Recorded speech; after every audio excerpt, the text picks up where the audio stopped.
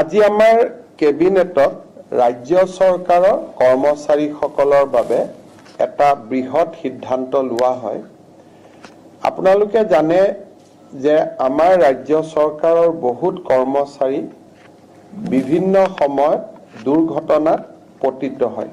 দুৰ্ঘটনাত পতিত হলে তেওঁলোক বিভিন্ন সময়ত নিহত হয় আৰু পাৰ্মানেন্ট ডিজেবিলিটি হয়। আৰু পাৰ্মানেন্ট ডিজেবিলিটিৰ লগত কেতিয়াবা পাৰ্চিয়েল ডিজেবিলিটিও হয়।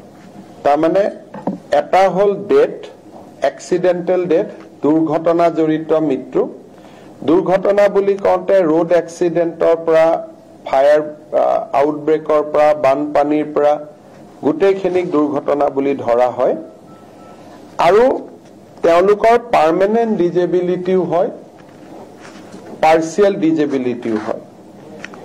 ৰাজ্য চৰকাৰে ষ্টেট বেংক অফ ইণ্ডিয়া আৰু আন বেংকসমূহৰ লগত এটা বিশেষ চুক্তি স্বাক্ষৰ কৰিব, যাৰ জৰিয়তে যাৰ চেলাৰী একাউণ্ট যোন বেংকত আছে, ধৰি ললো মোৰ চেলাৰী একাউণ্ট ষ্টেট বেংকত আছে, মোৰ চেলাৰী একাউণ্ট পাঞ্জাব নেশ্যনেল বেংকত আছে, মোৰ চেলাৰী একাউণ্ট ইণ্ডিয়ান অভাৰচিজ বেংকত আছে। যি বেংকত চেলাৰী একাউণ্ট থাকে তেওঁলোকে আমাৰ লগত হোৱা চুক্তি অনুসৰি ৰাজ্য চৰকাৰৰ কোনোবা কৰ্মচাৰী দুৰ্ঘটনাত নিহত হলে 1 কোটি টকা পৰিয়াললৈ তেওঁলোকে ইন্সুৰেন্স প্ৰিমিয়াম হিচাপে আগবঢ়াব। যদি পাৰ্মানেন্ট ডিজেবিলিটি হয়, টোটেল ডিজেবিলিটি, তেতিয়াহলেও 1 কোটি টকা তেওঁলোকক আগবঢ়াব।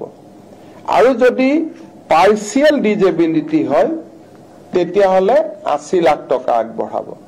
এইটো এটা আমাৰ ৰাজ্য চৰকাৰৰ কৰ্মচাৰীৰ কাৰণে এটা বৃহৎ সকাহ হ'ব যে যিকোনো এক্সিডেন্ট, বানপানীৰ সময়ত চৰকাৰী কাম কৰোঁতে, আৰক্ষীয়ে সন্ত্ৰাসবাদীৰ বিৰুদ্ধে যুঁজোতে এই ধৰণৰ ঘটনা প্ৰবাহত পৰিয়ালটোৱে নিহত হলে 1 কোটি টকা লাভ কৰিব আৰু পাৰ্মানেন্ট ডিজেবিলিটি হলে 1 কোটি টকাই পাব, পাৰ্চিয়েল ডিজেবিলিটি হলে 80 লাখ টকা পাব।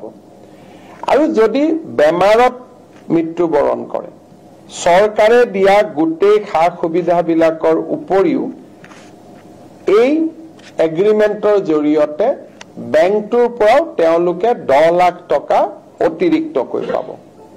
তাৰমানে life insurance coverage additional 10 lakh, accident insurance coverage 1 কোটি আৰু পাৰ্চিয়েল ডিজেবিলিটি হলে 80 লাখ টকা। এইটো আমাৰ ৰাজ্য চৰকাৰৰ কৰ্মচাৰীসকলৰ ভগৱানে নকৰক, কিন্তু যদি কেতিয়াবা তেওঁলোকৰ খুব এনেকুৱা ধৰণৰ পৰিৱেশ হয় তেতিয়াহলে ই এটা ডাঙৰ সিকিউৰিটি সিস্টেম হিচাপে পৰিয়ালটোৰ ওচৰত কাম কৰিব। এইখিনিৰ পৰিৱৰ্তেও চৰকাৰে যি সুবিধা আজিলৈকে আগবঢ়াই আছে এইখিনি চলি থাকিব।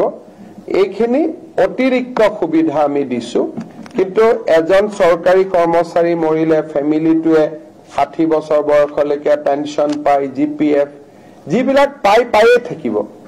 এইখিনি হল তেওঁলোকলৈকে আমি আগবঢ়োৱা এটা অতিৰিক্ত সুবিধা।